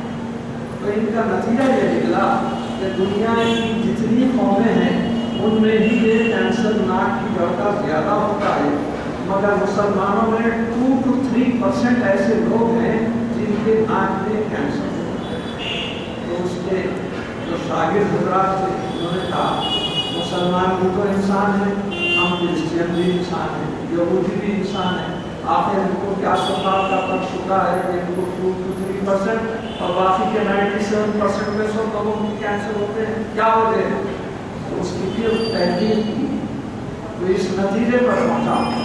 پروفیسر کہنے لگا کہ دیکھو ان کے پیغمبر نے انہیں ہدایت دی ہے کہ دن میں 1 مرتبہ نہیں 5 مرتبہ نماز پڑھیں اور ان 5 مرتبہ نماز کے لیے 5 مرتبہ کم از کم وضو کریں، اور وضو کے اندر ان کا ایک آئٹم یہ ہے کہ ناک میں پانی ڈال کر جڑ تک پہنچائیں اور جو کچھ بھی میل کچل رہے اس کو صاف کر دیں۔ تو اللہ تعالیٰ کا یہ بات فضل ہے کہ ایسے لوگ جو نماز کے لیے وضو کرتے ہیں ان لوگوں کو ناک کا کینسر ہی نہیں ہونے پاتا، اللہ تعالیٰ اس سے محفوظ رکھتا ہے۔ تو ان کے شاگردوں نے پوچھا پھر یہ 2 to 3% کیوں ہوتا ہے؟ اس نے کہا کامن سینس یہ وہ لوگ ہیں جو نماز ہی نہیں پڑھتے اور نماز کے لیے وضو نہیں کرتے، لہٰذا یہ کینسر ہوتا ہے۔ تو طہارت جیسے حضور صلی اللہ علیہ وسلم کی سیرت میں ہمیں نصیب ہوئی ہے، کسی مذہب میں نہیں ہے، ہم اگر ان طہارت کے تمام اصول پر قائم رہیں تو انشاءاللہ تعالیٰ بہت سی بیماریوں سے نکالیں۔ یہ تو حدیث شریف تھی۔ آج کا مسئلہ سماعت فرمائیے۔ عام طور پر روزے کی حالت میں بدہضمی بھی ہو جاتی ہے اور اس کی وجہ یہ ہے حضور صلی اللہ علیہ وسلم نے تو مختصر غذا کھانے کا حکم دیا ہے، مگر بھوک ایسی لگتی ہے ایک تار میں ہم پیٹ بھر کر تیسرے رکوع تک دبا دیتے ہیں، اتنا زیادہ کہ ہمارا معدہ اس کو قبول نہیں کرتا، بدہضمی ہو جاتی ہے۔ حالانکہ حضور کا یہ ارشاد ہے کہ تم اپنے پیٹ کے 3 حصے کرو، ایک حصہ تمہارا غذا کا ہو، ایک حصہ پانی کا ہو اور ایک حصہ چھوڑ دو کہ وہ ہاضمے کا مشین پیدا کرے، لیکن ہم تینوں حصے غذا سے بھر لیتے ہیں، اس لیے بدہضمی ہو جاتی ہے۔ تو بعض وقت کیا ہوتا ہے خے ہونے لگتے ہیں، خصوصاً روزے کی حالت میں بدہضمی کی وجہ سے خے کی ہو جاتی ہے اور خے کا مسئلہ معلوم نہیں ہوتا۔ بعض لوگ تھوڑی سی خے ہوتی سمجھتے ہیں کہ روزہ ٹوٹ گیا اور پھر کھانا شروع کر دیتے ہیں، تو اس کے مسئلے سے بات ہونا ضروری ہے۔ خے 2 قسم کی ہوتی ہے، ایک بے اختیار ہے، آٹومیٹک، آپ کوئی کوشش نہیں کر رہے ہیں بلکہ کچھ ایسا معدے کے اوپر بھر گیا ہے کہ آٹومیٹک آپ کی خے نکل جائے۔ تو اس کے لیے مسئلہ یہ ہے کہ اگر تھوڑی بھی خے نکلے یا منہ بھر کر آٹومیٹک خے نکلے تو اس سے روزہ ہرگز نہیں ٹوٹتا، لوگ اس کو سمجھتے ہیں کہ ٹوٹ جاتا ہے۔ اگر بے اختیار آٹومیٹکلی ایسا ہو جائے تو خے سے روزہ نہیں ٹوٹتا۔ البتہ یہ جو بے اختیار تھوڑی دیر کچھ خے ہے نکلنے کے بعد اس کو نگل جائے، اگر اس کو پھر نکل جائے تو آپ کا روزہ ٹوٹ جائے۔ دوسری شکل ہے بے اختیار نہیں بلکہ بعض لوگ کسی قسم کی منقاہٹ محسوس کرتے ہیں، انگلیاں ڈال کے طے کر دیتے ہیں کہ بھائی میرے میں سب نکل جائے تو سکون ہو جائے گا۔ تو یہ جو اپنی طرف سے بے اختیار نہیں بلکہ اپنی طرف سے کوئی طے کرتا ہے انگلیاں ڈال کے تو اس سے روزہ ٹوٹ جاتا ہے اور اس کے بعد اس کو اس روزے کے لیے قضا کرنا لازمی ہو جاتا ہے، اور اگر عمداً آپ نکال رہے تو واقعہ کو کفارہ بھی دینے کی ضرورت نہیں آتی۔ ایسی صورت میں جہاں تک ہو سکے اپنی طرف سے طے کرنے کی کوشش نہیں کرنا، آٹومیٹکلی اگر آ جائے تو اس سے روزہ نہیں پاتا، اور تھوڑی بہت دن اگر آٹومیٹک آ جائے، اس کو نگلنا نہیں چاہیے، واپس پیٹ میں لے کے جانا چاہیے، اس سے بھی روزہ ٹوٹ نہیں پاتا۔ یہ آج کا رمضان المبارک کا رمضان المبارک سارے صوفیہ میں آ چکا ہے کہ اگلے دن ہے جو دیگر حضرات میں اپنے گھروں پر پہنچ چکا ہوگا، جو ساتھ دینا چاہتے ہیں کہنا یہ تھا کہ مہر معاف ہوتا ہے، جب بیوی معاف کرے تو معاف ہو جاتا ہے۔ اکثر دیکھنے میں آیا ہے کہ میت کے پاس بیوی بلا کر کہتے ہیں کہ معاف کر دیا کرو تو معاف ہو جاتا ہے، کوئی دوسرے رشتے دار اگر کہیں تو کیا اس سے معاف ہو جاتی ہے؟ یہ اتفاق کی بات ہے کہ اب یہ رمضان کا جو صوفی اعظم رمضان نمبر ہے ان کے سوالات جوابات میں یہ سوال پوچھتے ہیں۔ آپ کو میں جواب بھی بتا دیتا ہوں۔ ہمارے پاس ایک عجیب طریقہ ہے، رسول پاک صلی اللہ علیہ وسلم کے زمانے میں تو مہر اسی وقت نقد ادا کر دیا جاتا تھا، مہر معجل، لیکن ہمارے پاس ایک طریقہ ہے، مہر اس سے زیادہ باندھتے ہیں اور بعد میں ادا کرنے کا ارادہ کرتے ہیں، مہر معجل ہے، اور وہ مہر معجل یا تو طلاق پہ ہوگا یا پھر وفات پہ ہوگا۔ یہ میرا سوال ہے،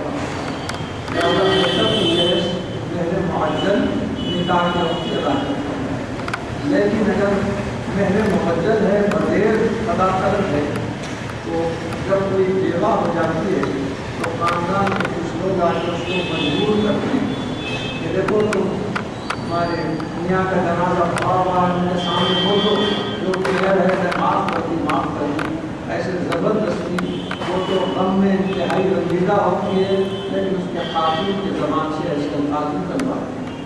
تو شرعی حیثیت سے اگر کوئی بیوی کسی کے مجبور کرنے پر ایسے الفاظ ادا کر دے تو یہ الفاظ قابل اعتبار نہیں ہے، ایسا کرنا ہی نہیں چاہیے۔ پہلے تو کوئی مجبور نہیں کرنا چاہیے، مگر مجبور کر کے کہلوائے، مجبور کر کے لکھوائے تو ایسی صورت میں اس کا یہ اعتبار قابل نہیں ہو، اس کا بحث برابر باقی رہتا ہے، اور جب وہ اپنے مرحوم شوہر کا ترکہ تقسیم ہوتا ہے تو اس میں اس کے ترکے سے مہر اس کے لیے ادا ہونا لازمی ہے۔ دراصل وہ اس عورت کا حق ہے اور لوگ مجبور کر کے حق سے محروم کر دیتے ہیں۔ یہ حق سے محروم کرنے والے خطاکار ہیں، گناہگار ہیں، ایک کا حق ہے اور اس حق سے اس کو محروم کیا جاتا ہے۔ ایسا ہرگز نہیں کرنا چاہیے، بلکہ عام دنوں میں البتہ کبھی اگر اپنے دل سے عورت کہے کہ بھائی میرا جو مہر ہے آپ دے دیجیے، میں کسی مسجد کی تعمیر میں لگانا چاہتی ہوں، تو شوہر کو دے دینا چاہیے۔ اور اگر ایسی بھی بیوی ہے کہ میاں اس کو بڑے پھول کے چہرے زندگی گزارا اور اس کو کوئی تکلیف نہیں دیا تو بیوی اپنے سے کہے کہ بھائی آپ کو مہر دینے کی ضرورت نہیں، آپ نے زندگی میں بڑا سکھ دیا، مجھے آرام دیا، میں مہر کو معاف کر دوں، تو یہ اپنی مرضی سے ہے، اس کے دبل کا مہر معاف ہو جاتا ہے، ورنہ زبردستی بولنے سے مہر معاف نہیں ہوتا۔ اگر کسی شخص کا انتقال کر جانے کے بعد 7واں 10واں اور 40واں کیوں منائیں اور نئے کپڑے پہننا کہا کرتے ہیں؟ دیکھیے حضور صلی اللہ علیہ وسلم نے ارشاد فرمایا کہ جب کسی کا انتقال ہو جائے تو اس کے بعد اس کے لیے دعائے مغفرت کی مزید، تو یہ دعائے مغفرت کا ہی ذریعہ ہوتا ہے، زبان سے بھی یا بدنی طور پر مالی طور پر کچھ خیر خیرات کر کے کسی کو کھلا پلا کے، یہ بھی اس لیے ساری ثواب کا ذریعہ۔ لہٰذا آپ دیکھے ہوں گے اہل سنت و جماعت کے پاس جیسے ہی نماز جنازہ ہو جاتی ہے تو کھڑے رہ کر جنازہ سامنے رکھ کر دعا بھی کرتے ہیں، یہ اس کی سرکار کے حکم کی تعمیل ہے۔ اب بعض لوگ بولتے ہیں نماز جنازہ کو دعا یا دعا کرنے کی کیا ضرورت، یہ بخشے آئے لوگوں کو ہو سکتا ہے، مگر ہم تو ہمیشہ اللہ تعالیٰ کی مغفرت کے طلبگار ہوتے ہیں، لہٰذا ہم مرحوم کے لیے برابر اشارے ثواب۔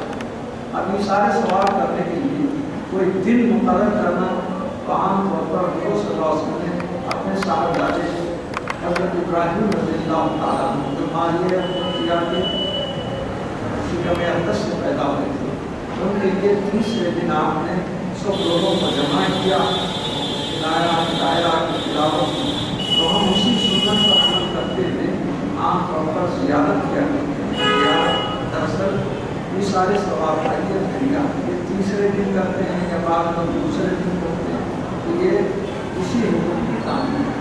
اب اس کے بعد عمر ہر لاکھ مرحوم کے لیے 7واں کے لیے 10واں کے لیے 40واں کے لیے مہینہ کے لیے سال بھر کے لیے یہ سب یہ سارے ثواب کی تعمیر ہیں، اس کے اندر کوئی نہیں کرنا ہونا نہیں ہے۔ البتہ آپ نے اس لیے کہ نئے کپڑے کہاں تک پہننا چاہیے۔ دیکھیے جب غم میں کوئی عورت رہتی ہے تو اس کو سوگ منانے کا حکم ہے، ویسی صورت میں اس کو نئے کپڑے پہننے کا سوال ہی پیدا ہوگا۔ اس کو تو تیل ڈالنا اور اچھا عطر لگانا یا اچھے کپڑے پہننا اس کے اوپر تک ممانعت ہے، تو یہ نئے کپڑے یہ دنیا میں کچھ غیر قوموں کے ساتھ اٹھنے بیٹھنے سے یہ چیز پیدا ہو گئی ہے۔ ہمارے پاس اردو کا کہیں حکم نہیں ہے کہ نیا جوڑا پہنو نئے کپڑے بناؤ، ایسا کوئی نہیں ہے، بلکہ الٹا سوگ منانا چاہیے۔ اور عورت ایسا سوگ منائے کہ اپنے گھر سے بھی باہر نہ نکلے، 4 مہینے 10 دن تک اپنے مرحوم شوہر کا سوگ منائے۔ لہٰذا یہ کپڑے نہیں بنانا یہ کسی قسم کا ہمارے پاس حکم ہے۔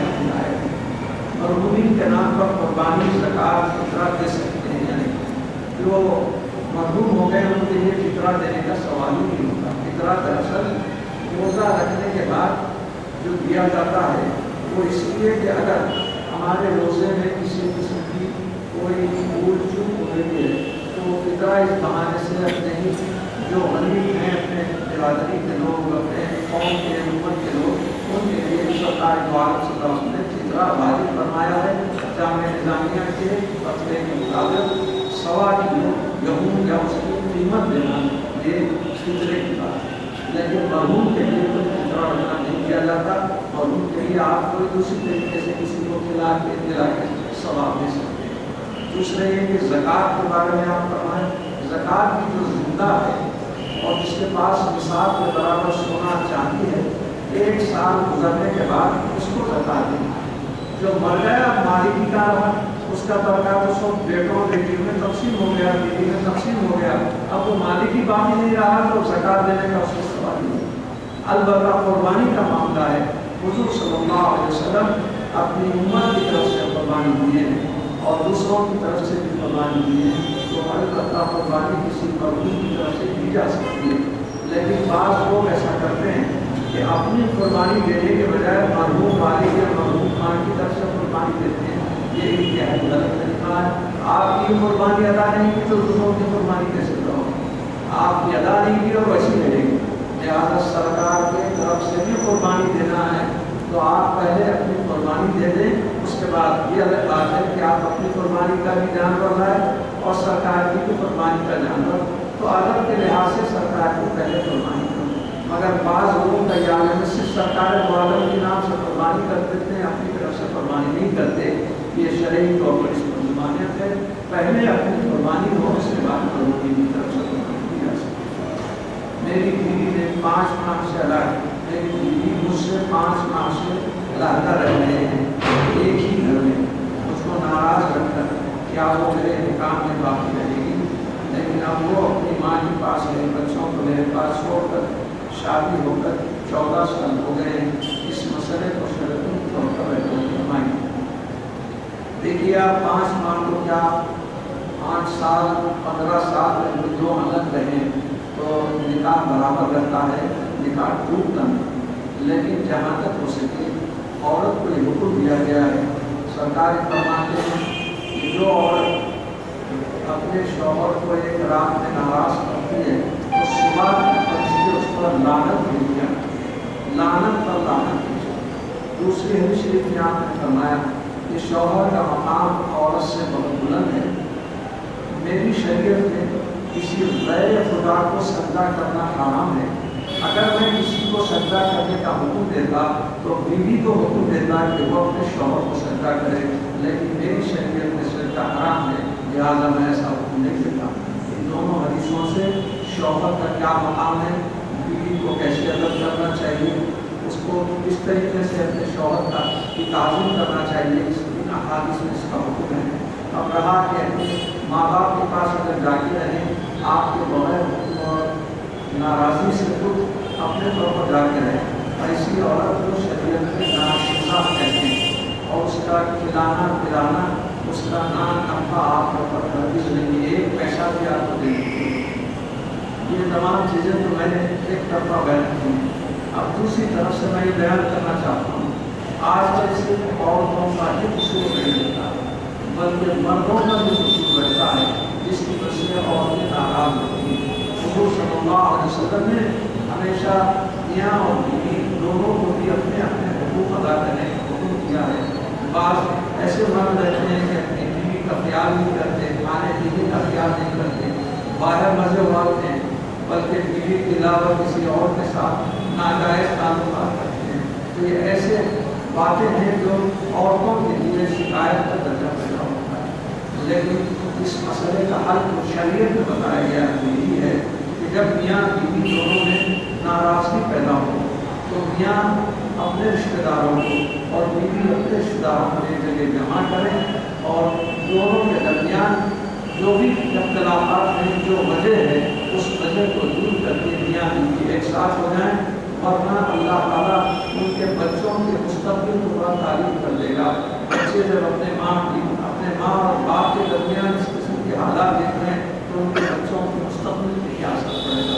اس لیے جہاں تک ہو سکے ایک میاں بیوی جو اختلافات کی وجہ سے علیحدہ ہو گئے ہیں، اگر کوئی بیچ میں آئے اور ان دونوں کو ملا دے تو اس کو ایک حج کرنے کا ثواب ملتا ہے۔ لہٰذا جہاں تک ہو سکے اللہ تعالیٰ کا یہی ہے کہ میاں اور بیوی کو اختلافات دور کر کے ایک ساتھ ملا دینا چاہیے۔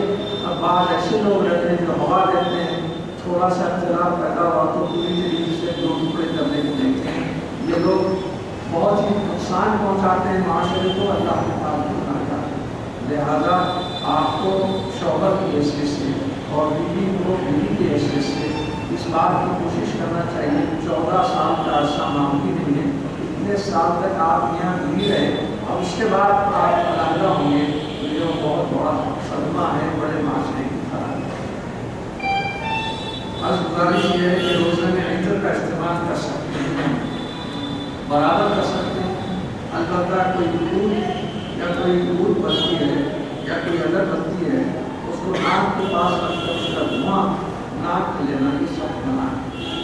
دور اگر رہے تو کوئی بات نہیں، اور عطر آپ لگائیں تو سوچے کوئی، لیکن عطر دو قسم کا ہوتا ہے، ایک خوشبودار ہوتا ہے، ایک رنگدار ہوتا ہے۔ حضور صلی اللہ علیہ وسلم نے ہدایت فرمائی، مرد لوگ عطر لگاؤ تو خوشبودار عطر لگاؤ، اور عورتیں عطر لگاؤ تو رنگدار عطر لگاؤ، کیونکہ وہ خوشبو لے کر کہیں جائیں گے تو اس سے فتنے پیدا ہوتے ہیں، دوسرے لوگوں کے لیے صلاۃ التسبیح نماز کے دو رکعت ارادہ پڑھ سکتے ہیں یا 4 رکعت ایک سلام سے پڑھ سکتے ہیں۔ سرکار دو عالم صلی اللہ علیہ وسلم نے جو طریقہ بتایا اپنے چچا حضرت عباس رضی اللہ عنہ کو، اس میں 2 رکعت نہیں بلکہ 4 رکعت ایک سلام سے پڑھنے کا طریقہ بتایا ہے، لہٰذا آپ کو بھی اسی طریقے سے 4 رکعت کی صلاۃ التسبیح پڑھنا چاہیے اور 2 رکعت نہیں پڑھنا چاہیے۔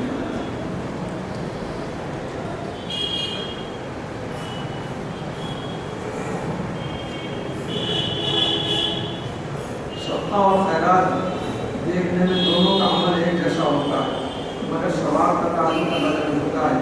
ایک نیکی حاصل کرتا ہے، دوسرا مصیبت یا ہوتا ہے۔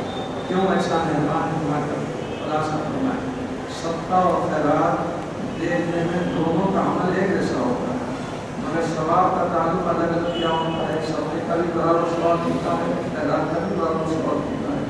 ایک نیکی حاصل کرنا ہوتا ہے لیکن دوسرا مصیبت یا آفتوں کو پالنا ہوتا ہے۔ کیوں ایسا کیوں؟ تو اللہ تعالیٰ کے حبیب صلی اللہ علیہ وسلم نے حکم دیا کہ یہ تو کہ تمہارے کو کسی قسم کی تکلیف و مصیبت ہو، اللہ تعالیٰ کے غضب کو دور کرنے کے لیے اس تکلیف سے نجات حاصل کرنے کے لیے صدقات اور خیرات دی۔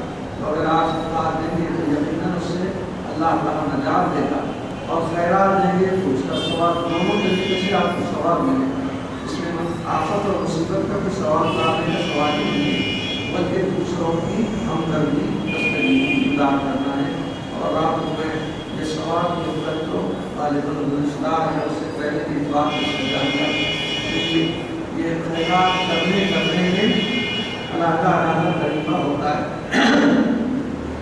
جب زمین جنبش کرنے لگی پیدائش کے بعد تو حضور نے فرمایا کہ اس کی حرکت کو روکنے کے لیے وزردار پہاڑ پر بنا کر اللہ تعالیٰ نے رکھی۔ صحابہ کے سامنے جب یہ واقعہ بیان کر رہے تھے حضور تو صحابہ کرام نے پوچھا یا رسول اللہ صلی اللہ علیہ وسلم زمین کے اوپر طاقت پر تو پہاڑ سے بھی کوئی چیز طاقتور ہے؟ آپ نے فرمایا ہاں لوہا ایسا ہے کہ پہاڑ کے جگر کو بھی چیز دیتا ہے، اللہ نے پہاڑ کا بھی استاد بنایا ہے۔ پھر ایک صحابی نے دریافت کیا کہ لوہے سے بھی زیادہ کوئی طاقتور چیز ہے؟ آپ نے فرمایا اللہ نے آگ پیدا کی ہے، آگ کے اندر اگر لوہا ڈال دو تو جگر کو بھی طاقت۔ پھر کسی نے پوچھا اس آگ سے بھی کوئی چیز طاقتور ہے؟ حضور نے فرمایا ہاں پانی ہے، جہاں آگ چل رہی ہے وہاں پر پانی سے اس کو بجھا دیا جا سکتا ہے۔ پھر کسی نے پوچھا کہ پانی سے بھی زیادہ کوئی طاقتور ہے؟ تو حضور نے فرمایا ہاں ہوا ہے، کہ اگر پانی میں برس بھی رہا ہے تو ہوا اس دور سے ایک چکر مار دے تو پانی کے اوپر بات نہیں کرتا۔ یہ مثالیں دینے کے بعد لوگوں نے دریافت کیا ہوا سے بھی اتنے طاقتوروں میں ہوا سب سے طاقتور ہے تو کیا اس سے بھی کوئی چیز طاقتور ہے؟ تو حضور نے فرمایا ہاں، اگر کوئی شخص کسی کو خیرات اس طرح دے کہ سیدھے ہاتھ سے دے تو بائیں ہاتھ کو اس کی خبر نہ ہوتی اس سے بھی زیادہ طاقتور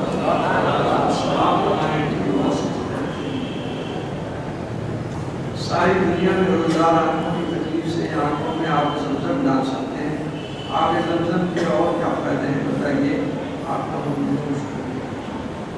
حضور صلی اللہ علیہ وسلم نے فرمایا کہ زمزم کا پانی آپ کی دلوں جو نیت کریں گے، جس بیماری سے نجات حاصل کرنے کے لیے آپ کیے گے، جس مقصد کے لیے کیے گے، زمزم کے طفیل میں اللہ تعالیٰ اس کی تکلیف فرمائے گا۔ اسی لیے اس کی خود دعا ہے اللہم انی اسألک علما نافعا ورزقا واسعا وشفاء من کل داء۔ اللہ تعالیٰ مجھے علم ایسا عطا فرما جو نفع بخشے، کسی کو نقصان نہ پہنچے، رزقا واسعا اور رزق مجھے وسیع رزق عطا فرما تاکہ اپنے ساتھ ساتھ دوسروں کی مدد کروں، اور شفاء من کل داء اور شفا مجھے ہر مرض ہر بیماری سے شفا۔ چنانچہ کئی لوگ اپنی آنکھوں سے دیکھ سکتے ہیں کہ جب زمزم کو مختلف مقاصد کے لیے استعمال کرتے ہیں تو وہ یقیناً اس میں کامیابی حاصل ہوتی ہے۔ اس کا تجزیہ کیا گیا کیمسٹ لوگوں نے، کیمیکل پروفیسرس نے، تو اس میں ایسے ایسے نمک اور ایسے ایسے معدنیات اللہ تعالیٰ نے رکھے ہیں دنیا کے کسی بھی پانی میں ایسی چیز موجود نہیں۔ اس میں سلفر بھی ہے، سوڈیم کلورائڈ بھی ہے، کیلشیم فاسفیٹ بھی ہے جو جوڑوں میں درد ہوتا ہے۔ چنانچہ کئی حاجی اپنے حج کے دوران جتنا زمزم ہوا اپنے گھٹنوں پر ڈالتے ہیں تو گھٹنوں کا درد بھی ہو جاتا ہے۔ بعض لوگ اپنے جلد کی بیماری کے لیے زمزم بہاتے ہیں تو ان کی جلد کی بیماری بھی ہو جاتی ہے۔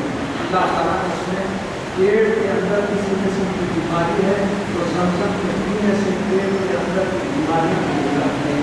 اور آنکھ کا تو میں نے خود تجربہ کیا، آج الحمدللہ 80 سال کی عمر میں مجھے اتنی بینائی اللہ تعالیٰ نے عطا کیا ہے کہ بغیر اینک کے میں پڑھ لیتا ہوں، مگر ڈاکٹر نے مشورہ دیا کہ آپ اس ایج میں اگر تھوڑا سا کمزور نمبر کا اگر یہ اسپیکٹ لگا دیں تو آئندہ اس میں کوئی ریڈکشن ہونے نہیں پاتا۔ تو میں بھی زمزم استعمال کرتا ہوں اپنی آنکھ میں ڈالنے کے لیے۔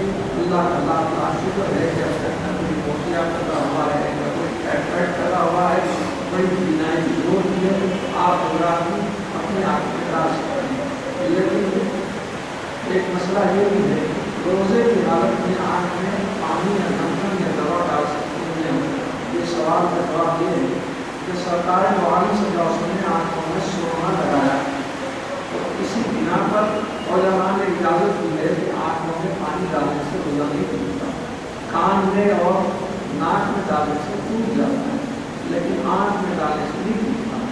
آج کل کے بعد ڈاکٹرس کہتے ہیں ہمارے فزیولوجی کے اور اس کے اناٹمی کے علم کے اندر ہم یہ دیکھتے ہیں کہ جو چیز آنکھ میں ڈالی جاتی ہے وہ قلب تک پہنچتی ہے، اور قلب تک پہنچتی ہے تو ظاہر روزہ متاثر علماء کرام نے تو آنکھ میں پانی دوا ڈالنے کا حکم دیا، اجازت دی ہے، پاک کی زمزم کو اپنے آنکھ میں ڈال سکتے ہیں، یا جو لوگ بہت محتاط رہنا چاہتے ہیں تو افطار ہوتی آنکھ میں ڈالیے، سحر کے پہلے آنکھ میں ڈالیے، اس کا فائدہ۔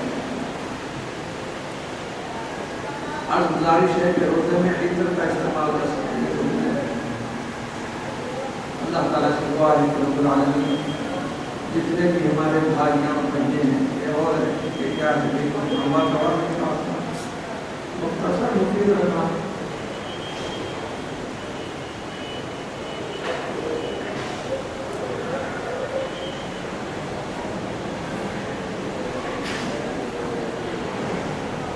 اس میں کوئی شرعی مسئلہ کوئی نہیں ہے، آپ کے کچھ شخصی کچھ مسائل ہیں، کوئی آپ نے زمین پر اور آپ کے کچھ جائیدادوں پر قبضہ کر لیا، اس سے دعا کرنا چاہیے، یہ کوئی شرعی مسئلہ تو نہیں ہے۔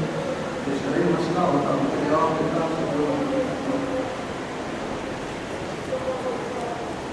اللہ تعالیٰ سے دعا ہے کہ رب العالمین ہمارے محفل میں تشریف لانے والے بھائیوں بہنوں کے دین دنیاوی جائز مقاصد کی تکمیل فرمائے، جو بیمار ہیں ان کو شفائے کامل عطا فرمائے، اور جو حضرات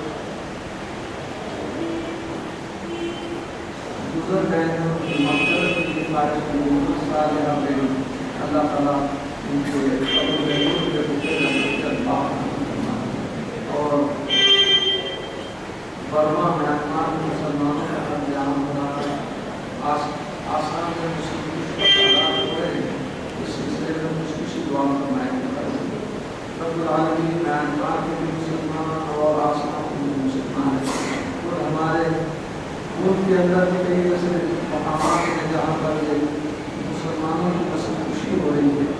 اللہ تعالیٰ سے دعا ہے کہ وہاں کے سب مسلمان پورے ملک کے مسلمانوں کو بلکہ دنیا کے تمام مسلمانوں کو ایسے اشرار سے بالکل محفوظ رکھے، خط و غارت سے بالکل محفوظ رکھے، اور بعض لوگ ایسا ہوتا ہے کہ ہمارے بھی اعمال کا نتیجہ اس شکل میں ظاہر ہوتا ہے، لہٰذا ہم کو اپنے عمل کی طرف توجہ دینے کی ضرورت ہے، اور جب اس کی وجہ سے اللہ کا قہر عذاب نازل ہوتا ہے تو جتنے ساتھی ہیں وہ بھی متاثر ہو جاتے ہیں۔ جیسے چونٹیوں کی ایک لائن ہے، ایک چونٹی آپ کو کاٹ دی تو آپ اپنے دین میں سارے چونٹیوں کو رگڑ دیتے ہیں، ویسے ہی اللہ کا جب غضب آتا ہے تو ایک دو کی وجہ سے سب لوگوں پر غضب آتا ہے۔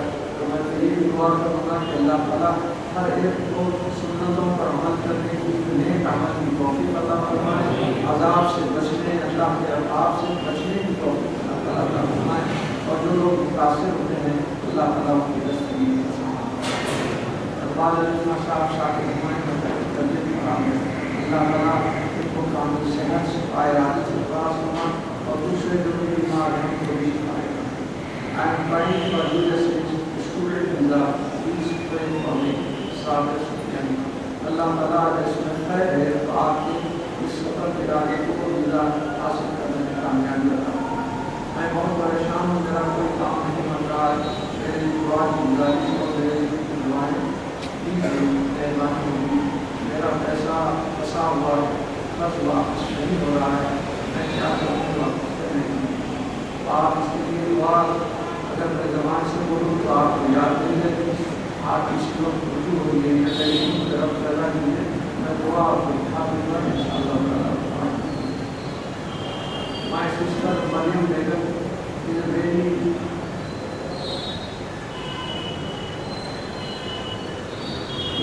is in very trouble in her in-laws family. Each and every member of the family is very rude to her and all ill-mannered to her. I can be blessed for her and pray to Allah that her all troubles God so that she will be happy in her married life. Thank you.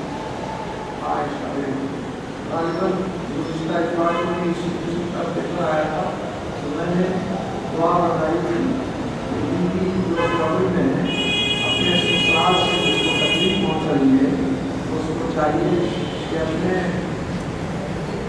سلوک اور رویے میں بھی کچھ اصلاح کریں اور اس کے ساتھ ساتھ اللہ تعالیٰ سے رجوع ہو کر دعا کریں. اور میں 2-3 دعائیں بتایا تھا. ایک تو یہ ربنا هب لنا من ازواجنا وذرياتنا قرة اعين واجعلنا للمتقين اماما. یہ قرآن کی دعا ہے، اس کو ہر نماز کے بعد پڑھیں. دوسری چیز یہ صبح میں اول و آخر درود شریف کے ساتھ 40 مرتبہ سورہ بقرہ کی آیت نمبر 165 کا حصہ یُحِبُّونَهُمْ كَحُبِّ اللَّهِ وَالَّذِينَ آمَنُوا أَشَدُّ حُبًّا لِلَّهِ. اس کو 40 مرتبہ پڑھیے اور اس کے بعد جو کچھ بھی آپ کے ان لاس کھاتے پیتے ہیں اس پر دم کر. اور رات کی عشاء کے بعد اللہ کا ایک نام ہے ودود، یا ودود یا اللہ، یا ودود یا اللہ 100 مرتبہ پڑھیے اور اللہ تعالیٰ سے دعا کیجیے کہ تیرے نام کو تو پہلے جو کچھ بھی مجھے ستایا جا رہا ہے اس سے مجھے یاد دے اور اس کے دلوں میں محبت پیدا ہو. اللہ تعالیٰ سے دعا ہے کہ حدیث قرآن میں تکلیف فرمانے، جو لاولد نہیں کو صاحب اولاد کرنا، جو اولاد والے ہیں کہ اولاد کرنے کی ہدایت توفیق عطا فرما. رب العالمین ہمارے بھائیوں بہنوں کی بات بچیاں گھروں میں بغیر شادی کے نام خدا بیٹھی ہوئی ہیں، اس میں تیرے پاک کے دوپہر میں اللہ تعالیٰ غیب سے ان کی شادیوں کا بندوبست فرمائے. جو لوگ قرضوں میں گرفتار ہیں اللہ تعالیٰ ان کو قرضوں سے سبکدوش فرمائے. ہمیں قرآن پڑھنے سمجھنے اس پر عمل کرنے کی توفیق عطا فرما. رب العالمین ہمارا خاتمہ کی ایمان کلمہ فرما. وصلی اللہ تعالی علی خیر خلقہ نور عرش سیدنا محمد وعلى آله وصحبه أجمعين والحمد لله.